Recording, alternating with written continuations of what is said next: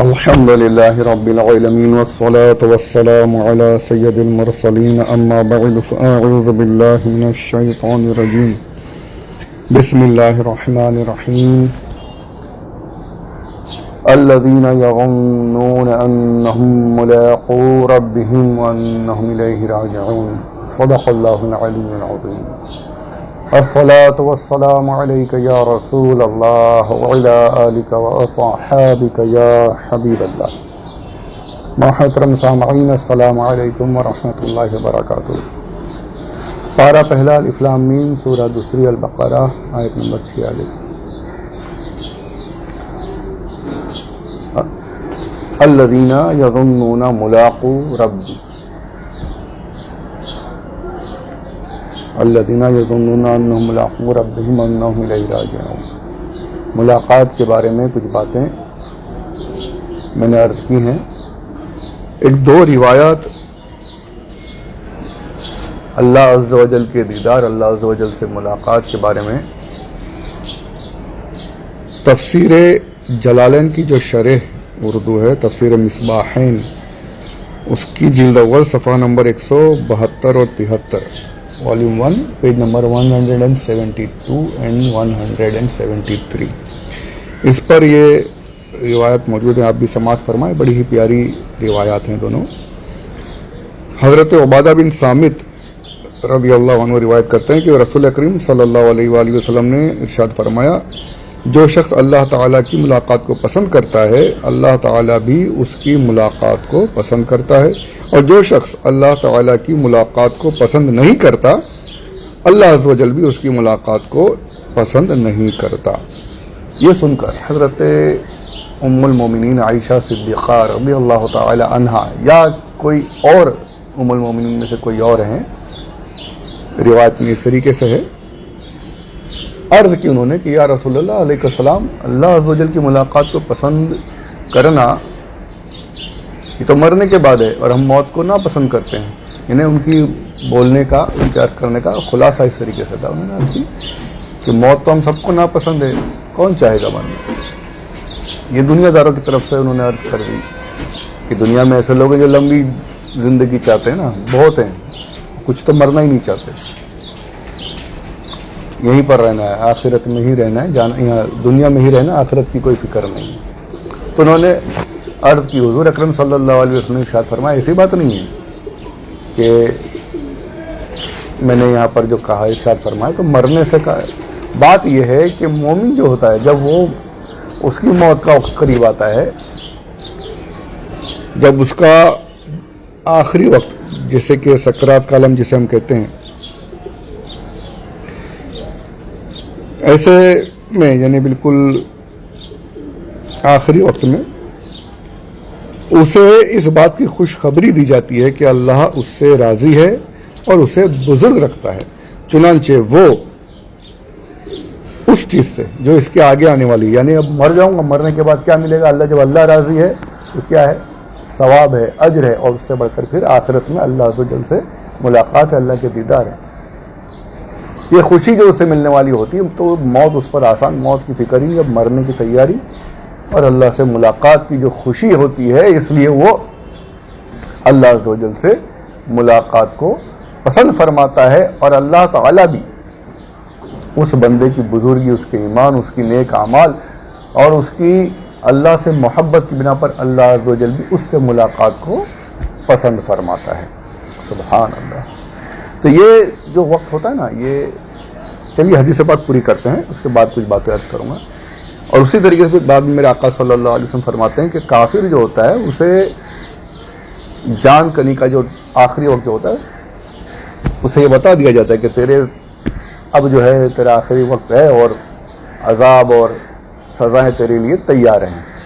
اب جب وہ یہ سب دیکھتا ہے تو اسے پھر مرنے سے بھی ڈر لگتا ہے، اور اس بات کا بھی ڈر ہوتا ہے کہ مرنے کے بعد آگے جو آنے والا ہے اس چیز کو ناپسند کرتا ہے. آگے کیا آنے والا ہے؟ مرنے کے بعد عذاب ہے، سزائیں ہیں، اور اللہ عز و جل سے جب ملے گا تو اللہ عز و جل غضبناک اور اپنے قہر کی حالت میں، اپنے قہاری کی حالت میں، اپنے غضبناک حالت میں، کہ اسے سزائیں دینے والی حالت میں اسے ملاقات ہوگی.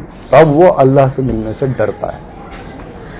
جب وہ اللہ عز و جل سے ملنے سے اس لیے ڈرتا ہے، اور اللہ بھی اس ناپسند فرماتا ہے، اللہ عز و جل بھی اسے ناپسند فرماتا ہے کہ یہ غیر مسلم کافر جو ہے یہ میرے سامنے کفر کی حالت میں آ رہا ہے، اللہ بھی اسے ملاقات سے پسند نہیں کرتا، ملاقات کرنے سے۔ تو یہاں یہ پتہ چلا کہ ایمان کے ساتھ جانا، ایمان لے کر جانا، ایمان پر اٹھنا، یہ اصل چیز ہے۔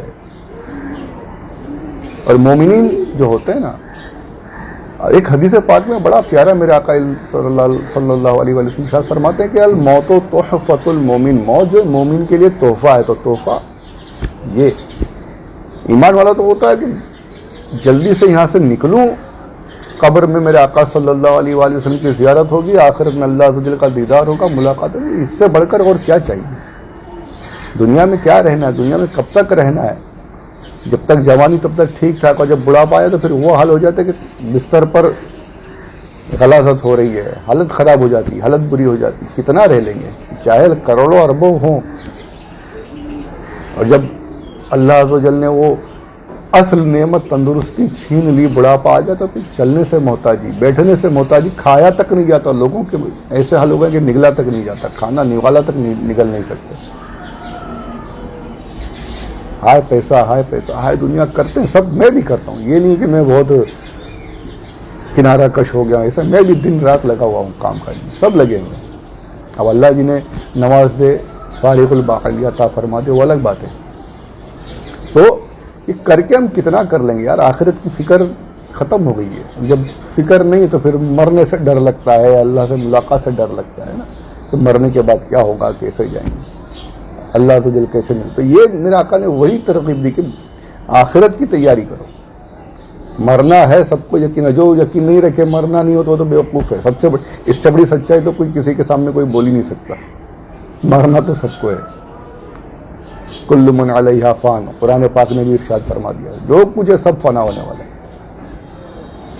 تو جو مومن ہوتا ہے اسے مرنے کے بعد اللہ عز و جل کی زیارت، حضور اکرم صلی اللہ علیہ وآلہ وسلم کی زیارت، اللہ سے ملاقات کا جو اسے ملنا ہے اجر، اس سے وہ بالکل تڑپ ہوتی کہ یہ ہو، میں مروں جلد سے جلد، اور جلد سے جلد قیامت میں پہنچوں اپنے ٹھکانے پر، مجھے سب کچھ حاصل ہو جائے۔ جب یہ پسند کرتا ہے اللہ سے ملنے کو تو اللہ بھی اس سے ملاقات کو پسند فرماتا ہے۔ ابھی جہاں کنی کا جو عالم ہوتا ہے نا، اس کو بڑا، یہ بہت سخت عالم ہوتا ہے۔ اس میں اگر کسی نے دیکھا ہوگا، بہتوں نے دیکھا ہوگا، جو اس وقت میں جو مرنے والا ہوتا ہے اس کی حالت خراب ہو جاتی ہے،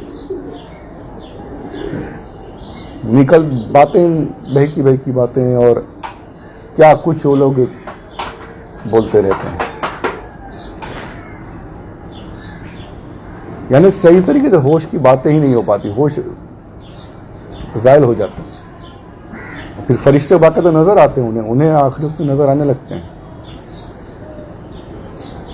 دیکھا ہوگا آپ میں سے اگر کوئی رہے ہوں گے سکرات کے عالم میں جو ہوتے ہیں، تو وہ کرتے ہیں کہ آئے ہیں، لینے آئے ہیں، اور ایسے دکھ رہے ہیں، ویسے دکھ رہے ہیں۔ مومنین کو تو بڑے پیاری شکل میں آتے ہیں۔ حضرت ابراہیم علیہ السلام کے بارے میں آتا ہے، روایت میں ہے کہ آپ نے ملک الموت علیہ السلام سے کہا تھا، ارشاد فرمائے کہ مجھے وہ شکل دکھائے جس میں آپ کفار کی روحوں کو قبض کرتے ہیں۔ جب وہ شکل میں آئے تو حضرت ابراہیم علیہ السلام نے بعد میں ارشاد فرمایا کہ کافروں کے لیے جو عذابات ہیں وہ اپنی جگہ پر دوسرے سائڈ میں رکھ دیجئے، آپ جو اس خوفناک شکل میں جو آپ کفار کی روح کو قبض کرنے آتے ہیں، اگر یہی شکل ہی اتنی ان کے لیے عذاب، سخت ترین عذاب ہے، اتنی ڈراؤنی شکل میں آتے ہیں۔ اور پھر ارشاد فرمایا مجھے مومنین کے لیے آپ جس شکل میں آتے ہیں روح نکالنے، وہ بتائیے، اس شکل میں آئیے۔ جب وہ اس شکل میں آئے تو آپ نے ارشاد فرمایا کہ اور جو ثواب ملیں گے وہ ملیں گے آپ کی، یہ جس صورت میں آپ مومنین کی روح نکالنے آتے ہیں وہی اتنی پیاری ہے کہ لوگوں کو وہی کافی ہے، مسلمانوں کو وہی کافی ہے کہ وہ دیکھ کر ہی فدا ہو جائیں، جان قربان کر دیں۔ اتنے پیارے مومنین کے لیے بڑے خوبصورت انداز میں، خوبصورت بن کر آتے ہیں ملک الموت علیہ السلام۔ تو یہ جہاں کنی کا جو عالم ہوتا ہے نا، اس میں نظر آتے ہیں فرشتے بھی، انہیں دونوں طرح کے نظر آتے ہیں۔ وہ شیطان ہر طریقے سے بات کرتا ہے کہ زبان سے کفر بک دے، ساری محنت، ساری زندگی بھر کی جو ہے باتیں ختم ہو جائے اور یہ کفر پر مرے۔ تو اس وقت میں یہ ہونا چاہیے کہ کلمہ پڑھو، کلمہ پڑھو، یہ سب نہیں بولنا ہے۔ وہ ہوش میں بولے ٹھیک ہے، اگر ہوش میں نہیں اور آپ نے بولنا شروع کر دیا تو ہو سکتا ہے کہ وہ یہ کہہ دے کہ میں نہیں پڑھتا جا، تو کفر نکل جائے گا اور پھر اللہ نہ کرے ایمان پر خاتمہ نہ ہو، ایسا نہ ہو۔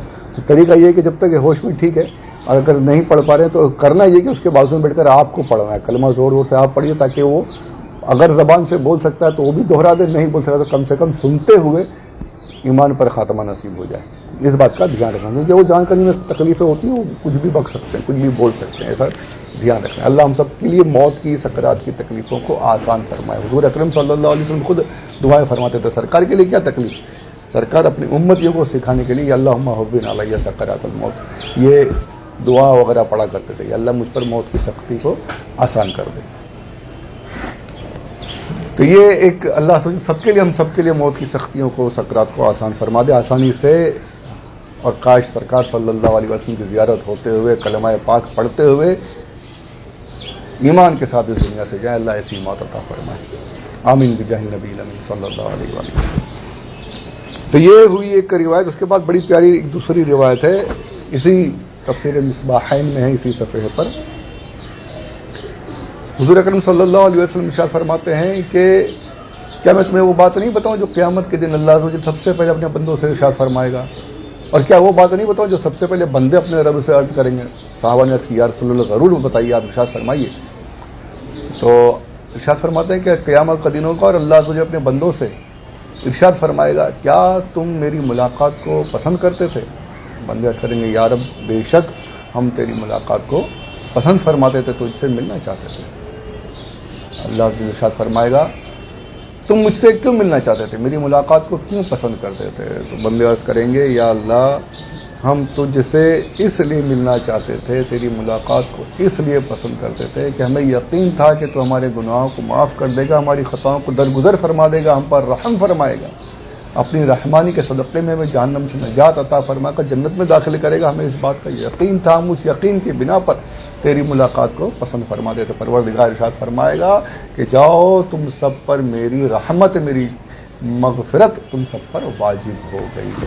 سبحان اللہ سبحان اللہ سبحان اللہ۔ تو اور کچھ ہے ہی نہیں بھائی، عمل وغیرہ کے بارے میں تو سوچنا ہی نہیں کہ یہ عمل کی بنا پر بچیں گے، عمل کرنا ہے، یہ نہیں کہ عمل نہیں کرنا، عمل تو کرنا ہے، نہیں کریں گے تو اور پھنسیں گے۔ یہ بولے کہ بھائی جب ملنا ہی نہیں تو عمل کرے کیوں، یہ بھی نہیں ہونا چاہیے۔